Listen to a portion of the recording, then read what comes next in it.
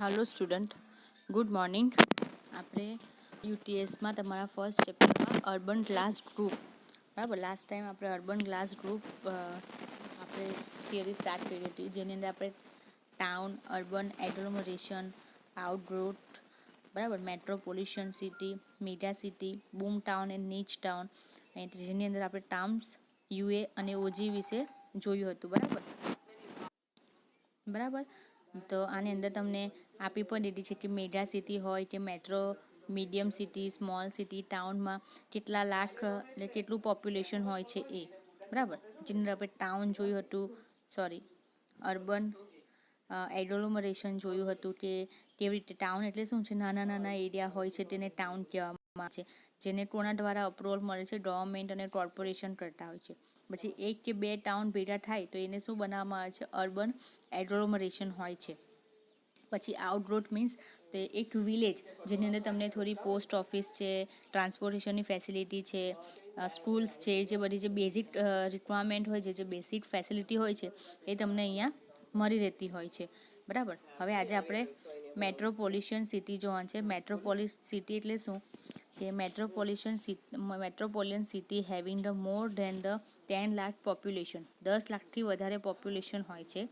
The urbanization is a very high in metropolitan city, બરાબર. Urbanisation જે city area હોય, જે પ્રોપર જે સિટીનું પ્લાનિંગ હોય છે, કેવું હોય છે, પ્રોપર હોય છે.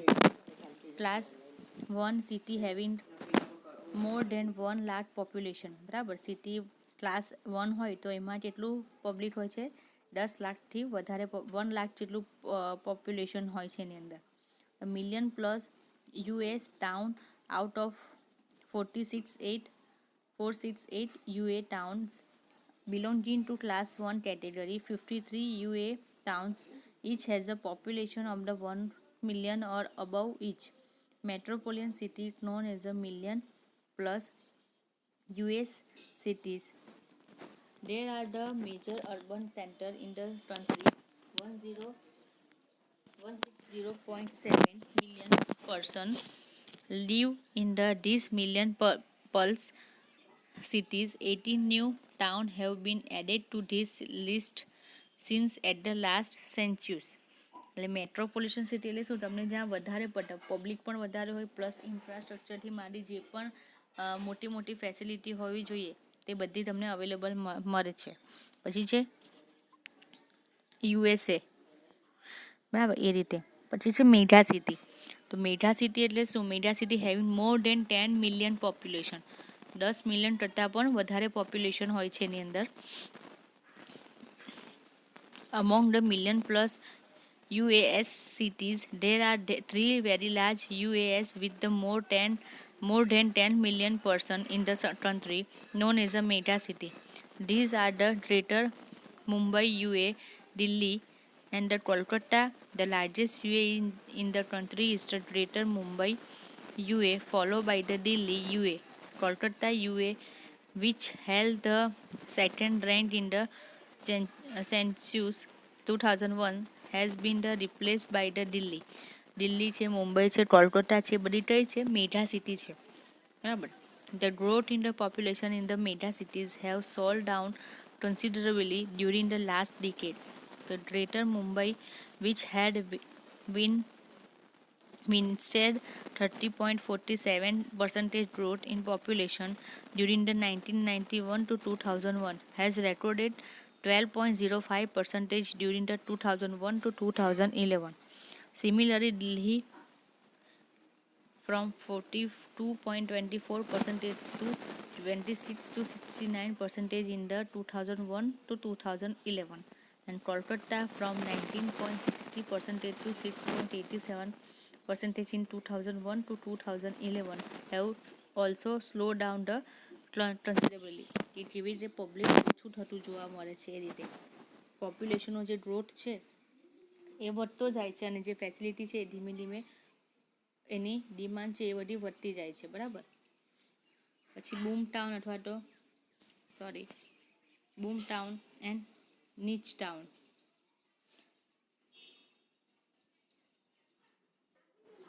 બરાબર. પછી છે તમારું બૂમ ટાઉન અને નીચ ટાઉન સિટીઝ.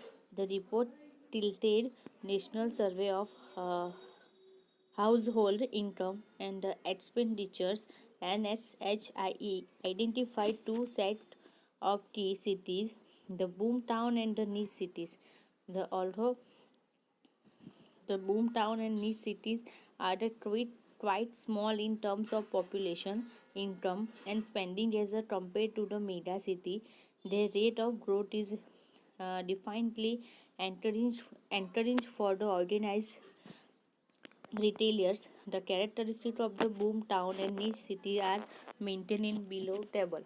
એટલે શું છે કે NSHIE દ્વારા આઈડેન્ટિફાઈ કરવામાં આવ્યું છે બૂમ ટાઉન અને નીચ સિટીઝ, જેનું પોપ્યુલેશન પણ ઓછું હોય છે, જેની ઇન્કમ પણ ઓછી હોય છે, જેને કોની સાથે કમ્પેર કરવામાં આવે છે, મેગા સિટી સાથે. બરાબર, એનું આ તમને અહીંયા આપી દીધું છે કે classification of cities and town, number of city, population, name of the city. The type 1 means is major city, 8 city છે જેમાં મોર દેન 4 મિલિયન પોપ્યુલેશન છે. મુંબઈ, દિલ્હી, બેંગ્લોર, હૈદરાબાદ, ચેન્નાઈ, અહેમદાબાદ, સુરત, કોલકાતા, એ બધી શું છે તમારી મેજર સિટીઝ છે. પછી છે મેઇન સ્ટ્રીમ સિટી. બરાબર, એટલે આપણું જે સુરત છે, મુંબઈ, દિલ્હી, બેંગ્લોર, હૈદરાબાદ, ચેન્નાઈ, અહેમદાબાદ એ મેજર સિટીમાં આવે, જેનું પોપ્યુલેશન 4 મિલિયનથી પણ વધારે છે. પછી છે મેઇન સ્ટ્રીમ સિટી, જેમાં 38 સિટી છે, મોર દેન 1 મિલિયન જેટલું એમાં પોપ્યુલેશન છે. પુણે, કાનપુર, નાગપુર, લખનઉ, જયપુર, વડોદરા, ઇન્દોર, લુધિયાના, પછી મદુરાઈ, ભોપાલ, પટના, નાસિક, આગ્રા, વારાણસી, રાજકોટ ને કોટા. આ શું છે તમારા, જેનું પબ્લિક કેટલું છે 1 મિલિયનથી વધારે. પછી છે ક્લિમ્બર્સ, એમાં 46 સિટી છે, જેનું મોર દેન 5 લાખ જેટલું છે. ગુવાહાટી, પછી તિરુચિમ્રપાલી, પછી ભુવનેશ્વર, ભાવનગર, બરાબર છે. પછી મોરાદાબાદ, અલીગઢ, પછી માંગરોળ. પછી સ્મોલ ટાઉનમાં છે લેસ દેન, જેમાં 5 લાખથી પણ ઓછું છે, તેના 7935 જેટલા ટાઉન્સ છે. રોહતક, રોરુકેલા, ઉદયપુર, સિમલા, એ બધા શું છે સ્મોલ નાના નાના ટાઉન છે. પછી બૂમ ટાઉન છે, જેની અંદર હાઈ એક્સપેન્ડિચર પર હાઉસહોલ્ડ, એટલે વધારે પડતું ખર્ચાળા હોય છે પર હાઉસહોલ્ડ. એમની ઇન્કમ તો ઓછી હોય છે, પણ જે ખર્ચા છે તે કેવા હોય છે, હાઈ હોય છે. Emerging as the largest market following the mega city, characterized by the younger population and a fast rate grow in the disposable income since 2000. Surat, Kanpur, Jaipur, Lucknow, Nagpur, Bhopal and the Coimbatore are the cities that constitute the groups. Surat is the youngest city in this group with the 64% of the population below the 30 year of the age.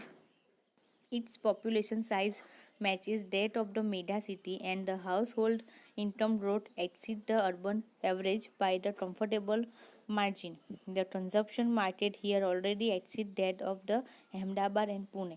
કે જે આ સુરત અને કાનપુરમાં છે એમાં વધારે પડતા public એનું population વધારે હોય છે. બરાબર, પ્લસ ત્યાંની જે 30 યર્સની એજ છે એ 64% જેટલાની યર્સની ઉંમર કેટલી હોય છે, 30 જેટલી હોય છે. બરાબર, પછી છે તમારું નીચ સિટી, કે somewhat smaller in terms of overall population but still high on the spending per household. Household expenditure nearly the same as that found in the mega city. જે મેગા સિટીમાં તમે ખર્ચા થતા હોય છે તે જ ખર્ચા તમારા નીચ સિટીમાં થતા હોય છે, બટ એની જે પોપ્યુલેશન ને છે તે ઓછું હોય છે. have the highest spending proportionality of their 3 city groups.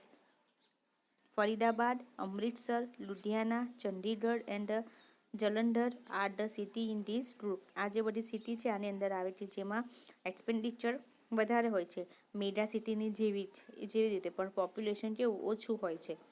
બરાબર. એટલે આ શું હતા, તમારા ક્લાસીસ હતા અર્બન ક્લાસ ગ્રુપના. હવે ટ્રાન્સપોર્ટેશન પ્રોબ્લેમ એન્ડ આઈડેન્ટિફિકેશન, કે ટ્રાન્સપોર્ટેશનમાં તમને કયા કયા પ્રોબ્લેમ આવે છે અને એનું આઈડેન્ટિફિકેશન છે.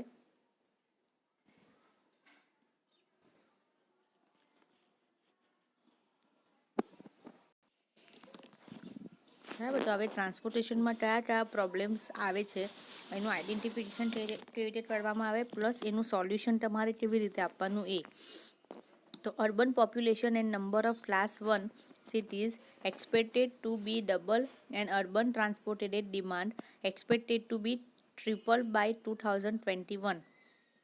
General problem due to these are supply, એટલે જે demand gap, supply demand gap, પછી ઇનએડિક્વેટ પબ્લિક એટલે માસ ટ્રાન્સપોર્ટેશન.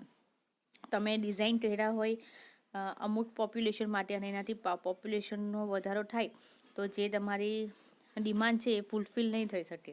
જે પબ્લિક ટ્રાન્સપોર્ટેશન જેટલું ડિઝાઇન કર્યું હોય અને એનાથી વધી જાય તો એ પ્રોબ્લેમ થાય.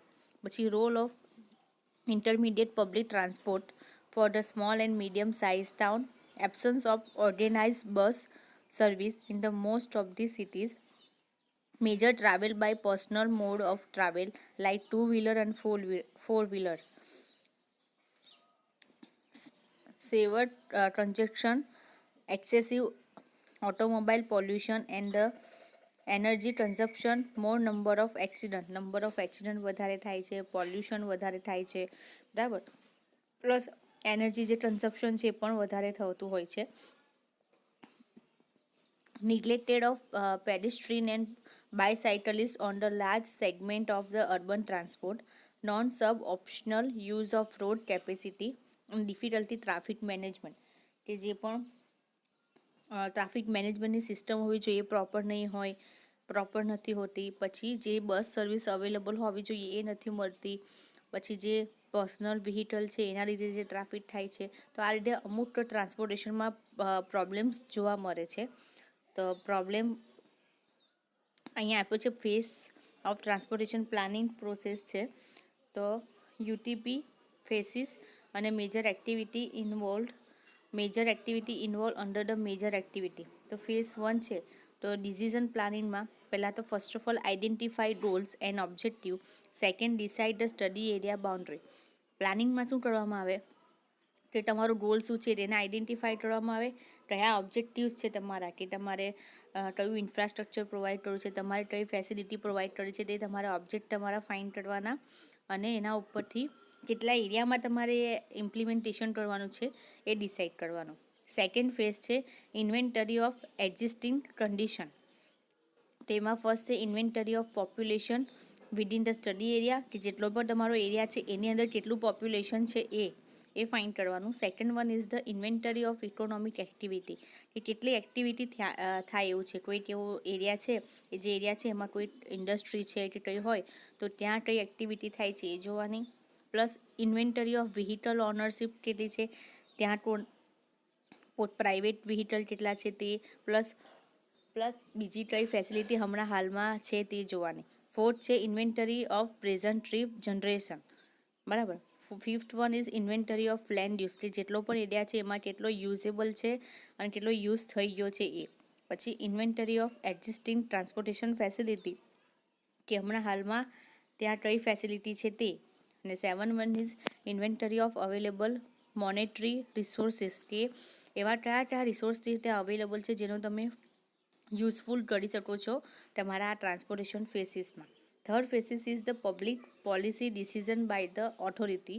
તેમાં છે identify the ratio of total population and the employment in the study area, કેટલું ટોટલ પોપ્યુલેશન અને એમાં કેટલા એમ્પ્લોયમેન્ટવાળું છે એનું સ્ટડી કરવામાં આવે છે. પછી land use policy for distribution of the land for the housing, industries અને યુટિલાઇઝેશન એક્સેટ્રા, કે જેટલું પણ લેન્ડ યુઝ પોલિસી છે તેને કેવી રીતે ડિસ્ટ્રીબ્યુશન કરવાનું છે એ.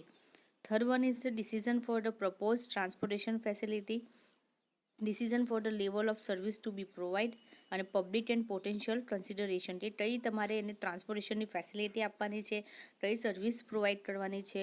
બરાબર. એ બધુંને ધ્યાનમાં રાખવામાં આવે છે થર્ડ ફેઝમાં. બરાબર. એટલે પહેલા ફેઝમાં પ્લાનિંગ, સેકન્ડમાં એક્ઝિસ્ટિંગ કન્ડિશન, હાલની કન્ડિશન કેવી છે અને હવે જે ડિસિઝન લેવાની છે ઓથોરિટી પાસેથી તો એ પબ્લિક પોલિસીને ધ્યાનમાં રાખીને થર્ડ ફેઝ. ઓકે, આજે આપણે 3 ફેઝ જોઈએ. ફોર્થ ફેઝ આપણે નેક્સ્ટ વિડીયો લેક્ચરની અંદર જોઈશું. Okay, thank you.